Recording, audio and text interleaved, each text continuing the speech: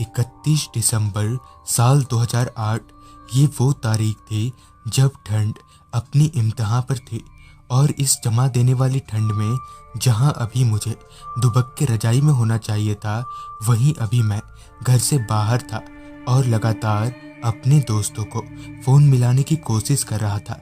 दरअसल अभी हम दोस्तों के बीच खुफिया पार्टी की प्लानिंग चल रही थी।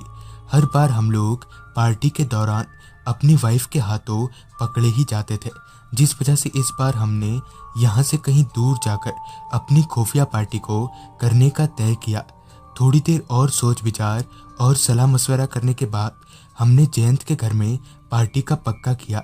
जयंत, जिसका कि घर यहाँ से तकरीबन 200 किलोमीटर दूर है, और अच्छी बात तो ये है कि जयंत अपने घर में अकेला ही रहता है, तो हमें अपनी पार्टी को अंजाम देने में कोई दिक्कत पेश नहीं आएगी। ये सोचकर ही हमने उसके घर को चुना था। मेरे बाकी के दोस्त तो वहीं के ही रहने वाले थे, तो अब बस कैसे भी करके मुझे ही वहां पहुंचना था। मगर फिर नेटवर्क प्रॉब्लम की वजह से दोस्तों से मेरी आगे की बात नहीं हो पाई। खैर, उनकी बातों से मैं इतना तो समझ ही गया था कि आज शाम मुझे यहाँ से ट्रेन पकड़नी है। शाम के करीबन 5:30 बजे तक मैं अपनी वाइफ को बहला फुसलाकर और झूठ बोलकर घर से बाहर निकल आया और स्टेशन की तरफ आगे बढ़ने लगा। स्टेशन की तरफ बढ़ते हुए एक दफ़ा मैंने जयंत को फ़ोन लगाया, तो पहले तो कुछ देर तक उसने फ़ोन नहीं उठाया, मगर फिर जब कुछ देर बाद उसने फ़ोन रिसीव किया, तब मैंने उससे पूछा, और सब लोग आ रहे हैं ना? जिस पर जयंत ने कहा, हाँ सब लोग तो आ रहे हैं, अब तू कब तक आएगा? इस पर मैंने कहा, बस अब ट्रेन पकड़ ही रहा हूँ। जयंत से बात हो जाने के बाद मैंने फ़ोन कट कर दिया। स्टेशन पहुंचकर मैंने टिकट कटवाया और सीधे प्लेटफॉर्म नंबर 6 पर चला गया, जहां जयंत के घर जाने वाली सारी ट्रेनें आती हैं। आखिरी ट्रेन 6:45 पर आने वाली थी, यानी कि अभी ट्रेन को आने में घंटा भर जैसा वक्त रह गया था। शुरुआत के 10 से 15 मिनट तो मैंने बड़े आराम से ये सोचते हुए कटा दिया कि पार्टी में कितना मज़ा आएगा, मगर फिर उसके बाद का वक्त पार ही नहीं हो रहा था, जैसे कि किसी ने घड़ी की बैटरी निकाल दी हो। बेंच पर बैठे बैठे जब वक्त काटे नहीं कटा, तब मैं अपनी जगह से उठा और प्लेटफॉर्म पर ही यहाँ वहाँ टहलने लगा। जैसे तैसे वक्त बीता, और अच्छी बात तो ये थी कि ट्रेन भी बिल्कुल राइट टाइम पर, यानी कि 6:45 में प्लेटफॉर्म पर आकर लग गई। ट्रेन का बिल्कुल राइट टाइम पर आना मुझे कुछ हजम नहीं हुआ। खैर, मैं ट्रेन में चल गया जैसा कि मैंने सोच रखा था। ट्रेन के भीतर का नज़ारा ठीक वैसा ही था। 2-3 सीटों को छोड़कर बाकी की सारी सीटों पर सिर्फ मक्खियां ही नजर आ रही थी। लिहाजन मैंने भी एक सीट पकड़ ली और आराम से पैर पसार कर सीट के ऊपर ही लेट गया। हालांकि ये थी तो जर्नल बोगी ही, मगर खाली होने की वजह से सारे सीट्स अपने ही लग रहे थे। कुछ देर में ही ट्रेन उस स्टेशन पर से खुल गई। वहां से खुलने के बाद जैसे ही ट्रेन ने रफ्तार पकड़ना शुरू किया, उसी के साथ ही ठंडी हवाओं ने भी जोर पकड़ लिया। कुछ देर में ही हवाओं ने ऐसा जोर पकड़ा कि मुझे पास की सारी खिड़कियों को नीचे गिराना पड़ा। वैसे तो मैं जयंत के घर बस 1-2 बार ही गया हूँ, मगर मुझे उसके घर का रास्ता अच्छे से याद हो गया है।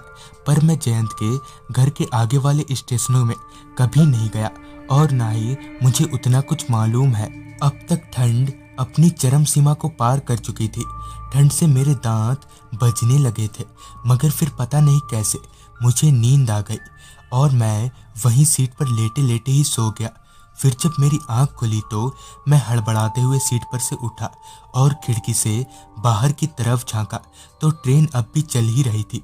मैं घबराती हुई निगाहों से ट्रेन में किसी को ढूंढने लगा, ताकि मैं उससे ये पूछ सकूं कि ट्रेन अब तक कहाँ पहुंची है, मगर मेरी बोगी में तो मुझे कोई दिख ही नहीं रहा था। फिर जब मैं किसी को ढूंढते हुए दूसरी बोगी में गया, तो मुझे वहाँ 2-3 आदमी बैठे दिखे। मैंने उन्हें उस स्टेशन के बारे में बताया, तब उन्होंने बताया कि ट्रेन तो अभी कुछ देर पहले ही उस स्टेशन को पार किया है। ये सुनकर मेरे तो होश ही उड़ गए। मैं वापस अपनी बोगी में आया और फ़ोन निकालकर जयंत का नंबर मिलाया। मगर ट्रेन में होने की वजह से मोबाइल में नेटवर्क गुल था। खैर मैंने पहले तो खुद को दिलासा दिया और फिर डिसाइड किया कि अब जिस भी स्टेशन पर ट्रेन रुकेगी मैं वहीं उतर जाऊंगा और फिर वहां से किसी तरह से जयंत के घर पहुंच जाऊंगा। किसी स्टेशन पर ट्रेन के रुकने के इंतजार में मैंने एक नज़र मोबाइल के टाइम पर डाली तो वक्त हो रहा था रात के 11:30 बजे का। इसका मतलब था कि ट्रेन अपने निर्धारित समय से थोड़ी लेट चल रही थी और चले भी क्यों ना, आखिर कोहरा इतना घना जो था, तो ऐसे में तो लेट होना लाजमी था। कुछ देर में ही ट्रेन एक स्टेशन पर रुकी, लिहाजन मैं फटाफट ट्रेन से नीचे उतर गया। मेरे उतरने के कुछ 4-5 सेकंड्स में ही ट्रेन वहां से खुल गई, मगर ट्रेन जिस तेज रफ्तार में वहां से खुली थी ये देखकर मैं दंग रह गया। खैर मैंने फिर से एक बार जयंत को फ़ोन मिलाया, मगर ट्रेन की तरह ही यहाँ भी नेटवर्क गायब हो रखा था। थक हार कर मैं वहीं प्लेटफॉर्म पर लगी बेंच पर बैठ गया। वो स्टेशन जिस पर मैं अभी बैठा था वहाँ मेरे अलावा ना ही कोई इंसान दिख रहा था और ना ही रेलवे का कोई कर्मचारी। टिकट काउंटर से लेकर स्टेशन मास्टर के कैबिन तक सब कुछ बंद हो रखा था और स्टेशन चालू होने के बावजूद भी लाइट की कुछ खास इंतजाम नहीं थे। मैं अभी किसी ट्रेन का आने का इंतजार कर ही रहा था कि इतने में ही मेरी नज़र सामने रेलवे ट्रैक पर गई, जहाँ की किसी की लाश 2 हिस्सों में कटकर गिरी हुई थी। पर मेरे पलक झपकते ही वो लाश पटरियों पर से कहीं गायब हो गई। मेरी तो कुछ पल्ले ही नहीं पड़ रहा था कि अभी जो मैंने देखा क्या वो सच था या फिर सिर्फ मेरी आंखों का धोखा। मैं अभी ये सोच ही रहा था कि इसी बीच मुझे एक आवाज़ सुनाई दी, मेरा पैर कहाँ है? ध्यान से सुनने पर पता चला कि ये आवाज़ उसी पटरी के पास से आ रही है। तभी मैंने अपनी निगाहें उस पटरी की तरफ घुमाई तो मैंने जो देखा वो रोंगटे खड़े कर देने वाला था। दरअसल उस पटरी पर एक आदमी खड़ा था जिसका कि एक टांग और सर गायब था। उस आदमी को इस हालत में देखकर मैं डर तो रहा ही था, मगर फिर जब मैंने ध्यान दिया कि इस आदमी का तो सर है ही नहीं, तो फिर ये आवाज़ कहाँ से आ रही है कि इतने में ही फिर से वही आवाज़ आई, मेरा पैर कहाँ है? इतना सब देखकर मैं समझ गया था कि जरूर दाल में कुछ काला है। लिहाजन मैंने और वक्त ना गवाते हुए सरपट स्टेशन से बाहर की तरफ दौड़ लगा दी। मैं अभी वहां से भागकर स्टेशन की बाहर की तरफ जा ही रहा था कि तभी मेरा पैर किसी चीज से जोर से टकराया, जिससे मैं औंधी मुंह प्लेटफॉर्म पर ही गिर गया। जब मैंने खुद को संभालते हुए पीछे पलटा तो पाया कि वहां एक स्ट्रेचर पर किसी की बॉडी रखी हुई है जो कि सफ़ेद कपड़ों से ढकी हुई है। तभी एकदम से वो बॉडी थरथराने लगी, जिसके साथ ही वो सफ़ेद चादर खून में सनकर लाल हो गया। इतने में ही हवा के एक झोंके के साथ वो चादर उस बॉडी पर से हट गया तो मैंने देखा कि ये वही बॉडी है जो अभी थोड़ी देर पहले तक रेल की पटरियों पर थी, क्योंकि इस बॉडी का भी एक पैर और सर नहीं था। मैं किसी तरह से गिरते संभलते वहां से भागा और स्टेशन के बाहर निकला। वहां से थोड़ा दूर भागते ही मुझे एक चाय की दुकान दिखी।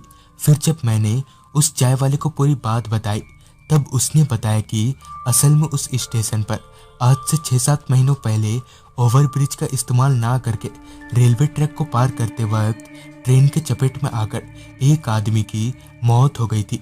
कहा जाता है कि हादसे के वक्त ट्रेन इतनी रफ्तार में थी कि चपेट में आने के बाद उस आदमी का शरीर कई हिस्सों में बट गया, मगर उस आदमी का सर और एक पैर आज तक नहीं मिल पाया। तब से लोगों का ऐसा कहना है कि हर रात वो आदमी उसी ट्रैक पर खड़े होकर अपने पैर और सर ढूंढता है। तो दोस्तों, ये थी आज की कहानी।